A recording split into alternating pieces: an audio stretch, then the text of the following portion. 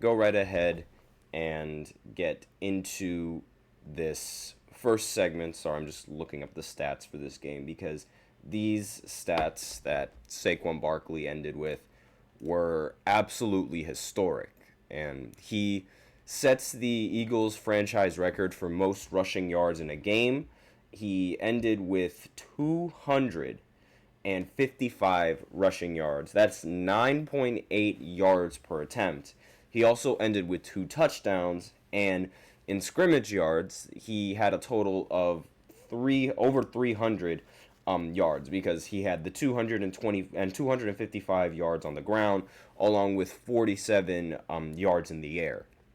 So he was doing it all in this game. And the Eagles, they ended up winning comfortably 37-20 against the Rams. They really just had no answer for Saquon Barkley, and they also did not have an answer for AJ Brown, who ended the game with 109 receiving yards and 1 touchdown. Like these Eagles are incredibly competent, and the fact that they don't even have Devonta Smith in this game, really, like, they could get even better, and they could have probably ran up the score even more if they had him. But again, this was Saquon's game, and I miss him so much. As you guys know, he was a Giant before this season, and now he seems to have found his new home. Well, not really his new home, because if you guys remember him in his college days, he played in Penn State, and so it seems like Pennsylvania might be his home to stay, a team that is actually going to pay him.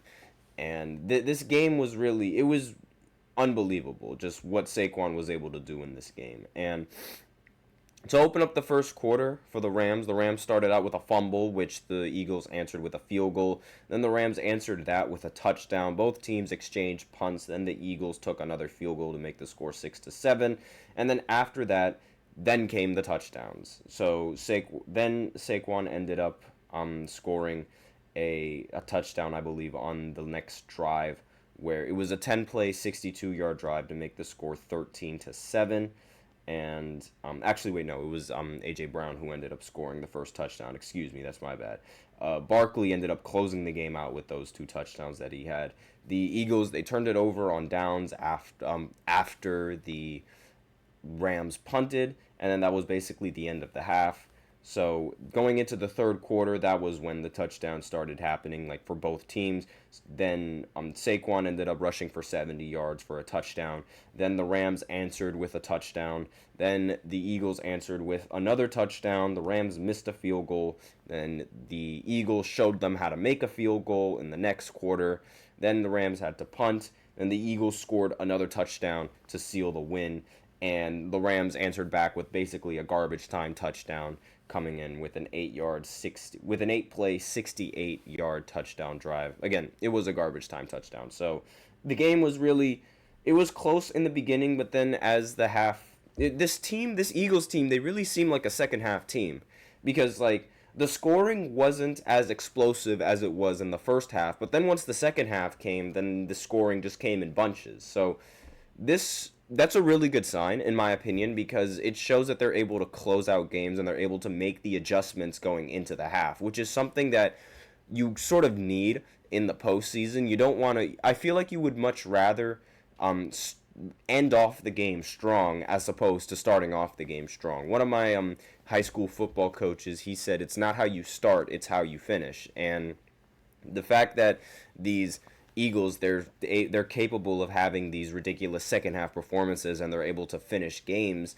after not really having a productive first half. It really goes to show you just how talented this team is. And I mean, Jalen Hurts, he's been playing very solid. He didn't have to do much in this game, but he was a game manager, and that was really all that the Eagles needed in order to win in this game, because Saquon is just Saquon, and he's just a freak of nature. Now, he wouldn't do this on the Giants, I will have to admit. He definitely would not do this on the Giants, because the Giants' O-line is nowhere near as competent as the Eagles' O-line. I mean, we all know just how ridiculous the Eagles' offensive line is. I mean, once they get to the 1-yard line, they're almost guaranteed to score because of their tush push, but they don't really need that anymore because Saquon is scoring all of these touchdowns, and it's incredible. And it's so incredible that there's starting to be growing speculation that Saquon Barkley should win the MVP over some of these quarterbacks. And while I personally don't think Saquon should win the MVP, it's mainly because it's more or less a quarterback award. Now, we've seen like several running backs that they try to make a case for being in the MVP conversation, and a lot of the counter arguments for that is the fact that they have a competent O-line. I mean, if you guys remember Jonathan Taylor, he had a fantastic season with the Colts, and a big reason for that was because the Colts O-line was incredible, and it was a big reason why Jonathan Taylor was able to amass all of those yards and produce the way that he was producing. And look at what happened after Jonathan Taylor, like after that year that Jonathan Taylor almost won the MVP.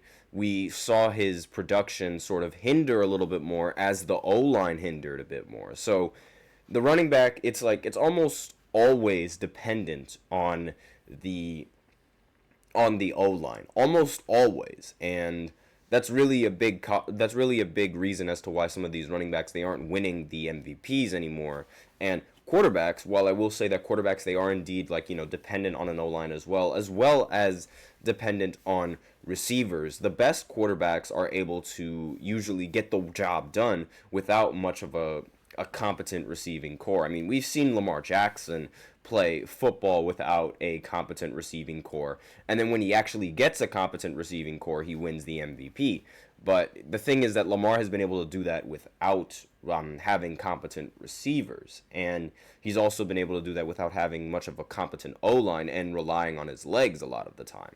And that's sort of why he was criticized for some reason for being a running back as opposed to being a quarterback. I never understood that. I mean, I got it. It was very funny, but again, it was if no receivers are open and Lamar can use his legs, why wouldn't he use his legs? It's just common sense. But that I'm going on a tangent with running backs. But again, this is a award that's reserved for quarterbacks and quarterbacks alone. I don't think Saquon should get this award, but I'm not going to say that he doesn't deserve to be in these kinds of conversations, because this Eagles team, they're 9-2, and a big reason for them being 9-2 is just how amazing Saquon has been in a lot of these games. And this one was just the best one because it broke Eagles franchise history. He had 146 rushing yards in the last game that he played. He had only 66 rushing yards against the Cowboys, but again, he didn't really need to do much against the Cowboys. They're the Cowboys. But he did have 159 rushing yards against the Jags, and against the Bengals, he had 108 rushing yards, and against my Giants, he had 176 rushing yards.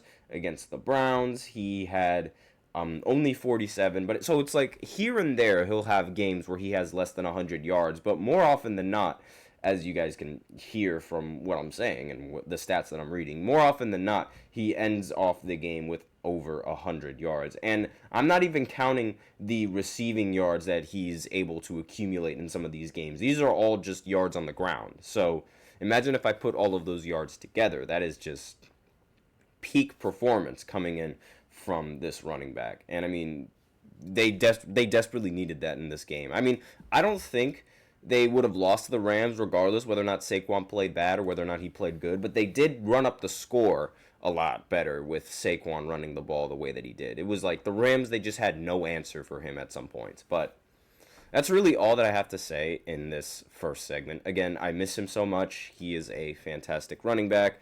I cannot believe that the Giants ended up choosing Daniel Jones over Saquon only to cut Daniel Jones after on Friday. It's appalling. It's unbelievable. But with that out of the way, we can go ahead and go into our break, and then we're going into the second segment where I talk about Aaron Rodgers and what's next for him in the future, whether or not he's going to retire, and just the state of the Jets right now, because as we know, the Jets are a train wreck. So I'll be right back after this short break. Be sure to stay tuned.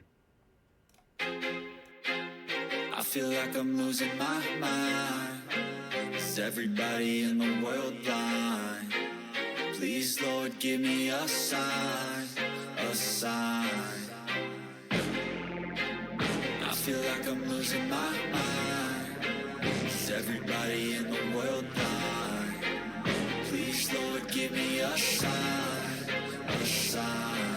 I wanna be the greatest. Everybody on the fake shit. I look around and feel like everybody is the fakest. I make this every day and I'm impatient, hoping one day I blow up from the basement. Statement, the top is so vacant. I don't hear shit that I think is amazing. Waiting for my day when I'm playing sold out shows for 1,000 faces. Hey, give me that crown, get in my way and to be put down. It ain't your place, all this my town. If I want that shit, then I'll get it right now. I'm losing it, the noose it fits, some losing shit, a stupid myth. You choose to live or choose to dip, you choose to fight or lose your grip and lose a gift. Oh. I feel like I'm losing my mind. Is everybody in the world blind? Please, Lord, give me a sign, a sign. I feel like I'm losing my mind. Is everybody